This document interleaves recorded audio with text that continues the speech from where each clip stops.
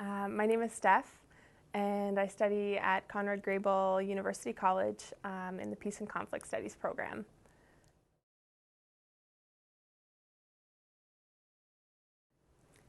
I really wanted to develop my language skills, and so I was looking at going to a Spanish-speaking country. And there are a few different options, but I decided that after logistically, Chile worked better for a number of different reasons. But the main reason was to develop the language skills and get some more practice, which proved to be very, very useful throughout the semester that I was there.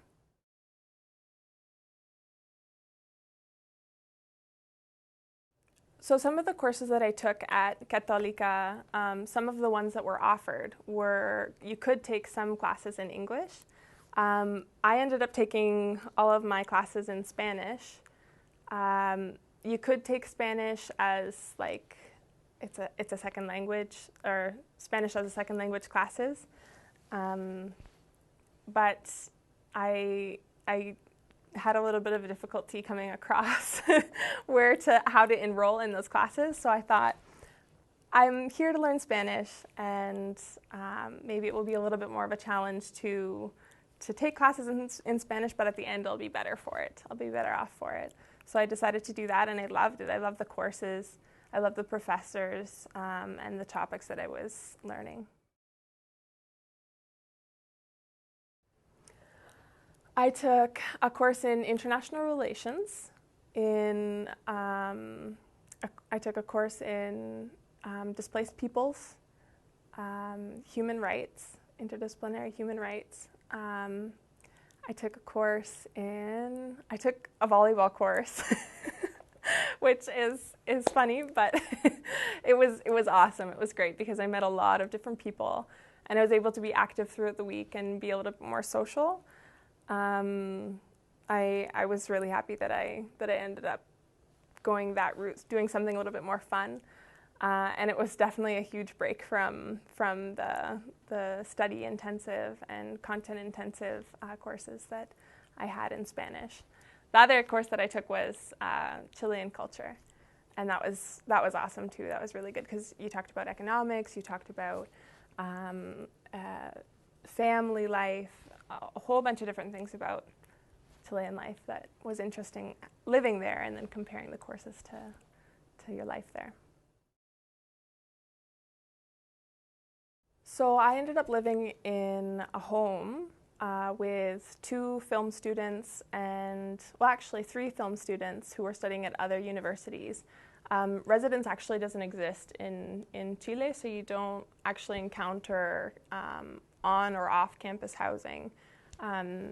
You typically just have to look for a room that's being rented out in the city, or there were a few specific areas that were kind of run like businesses, so you could go and you could live in a large building where you have all students or all exchange students, but you'll typically pay a lot more for that kind of living arrangement because people do that to make money, if that makes sense. So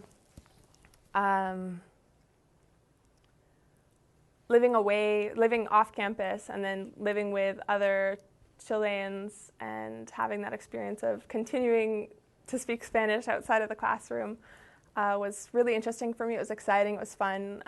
We got to go out and see different places, and we made a lot of food together in the kitchen, which was always interesting, and always included wine. No matter what price it was, if it was like $2 wine, a $2 bottle of wine or $3 bottle of wine, we always really enjoyed ourselves. Food is an interesting one. I love food, and I wouldn't say that Chile has food that's world-renowned, but they have. So, for example, one thing that's really popular is a hot dog, which is called a completo, and it has the bun, the hot dog, and then it has ketchup. You can put ketchup on top. It has mayonnaise, tomato chopped up with avocado. And I mean, it's a hot dog, but it's fun because it has it has the tomato and it has the avocado. And some they can be long too, like this or like this. So it's really interesting. That's super, super popular there.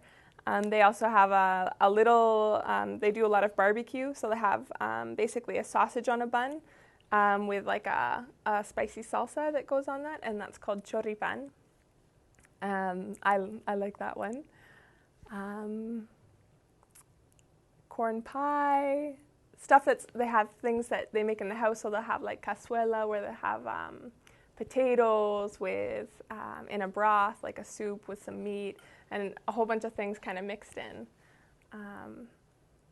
There's a little stand. There's stands all over the city, and there's a little stand on this main street, Portugal. And this man sells empanadas, which are it's like this little pastry with cheese inside it, and he deep fries. It's deep fried.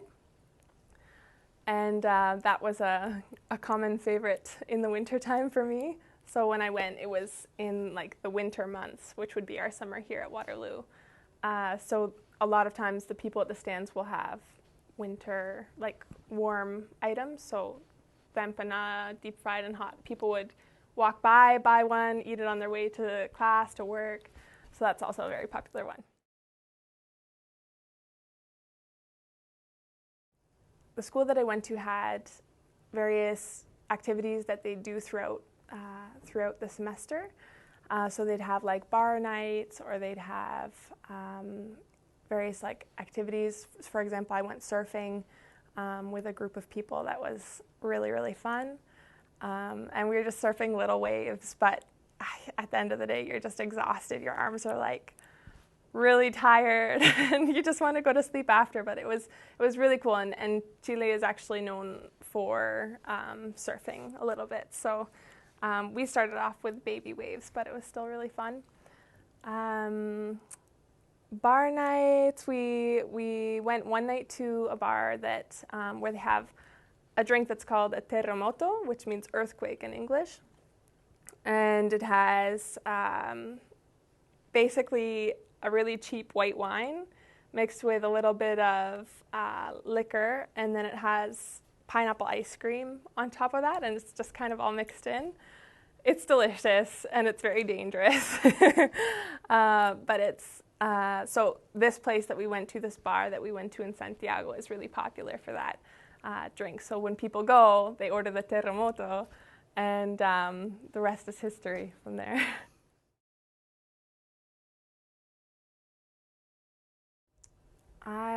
I did a little bit of traveling at the end of my studies.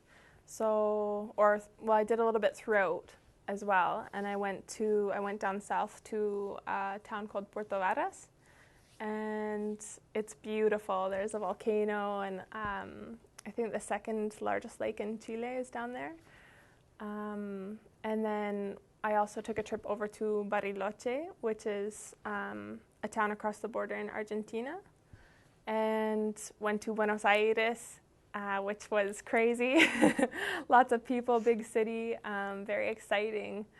And then took a ferry across from Buenos Aires to Uruguay, and drove along the coast, Uruguay, to see the different beaches, and it was a really cool experience.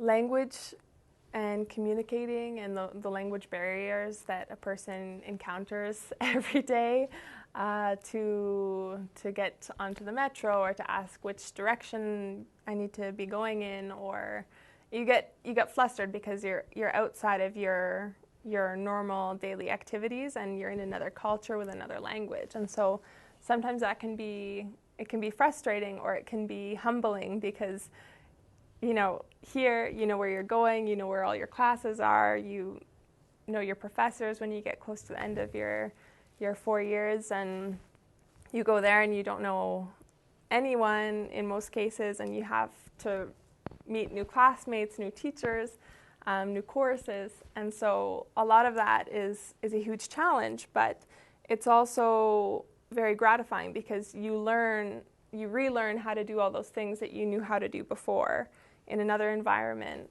and you challenge yourself. You challenge yourself with the language and getting to know the culture and why do people do things this way and not that way. And so it was very interesting and very rewarding. And though, even though there were those challenges with language, especially in the beginning, it was a great experience.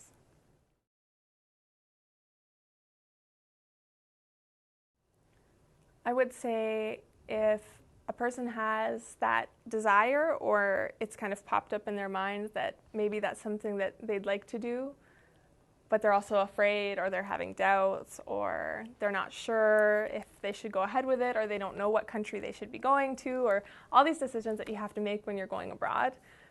And one thing that I have to say is that it will fall into place for you. Like, it will obviously take planning and organization, but I feel that, you know, whatever country you end up going to, it's the country that you were meant to go to, and to take that chance to actually start that process, because once you start, things just kind of keep rolling from there, and it becomes evident as to whether you really do want to go or you really don't. And so I'd say just take that chance, take that opportunity, and you might find yourself in another part of the world that you never expected you would be, and enjoy every experience that you can while you're there.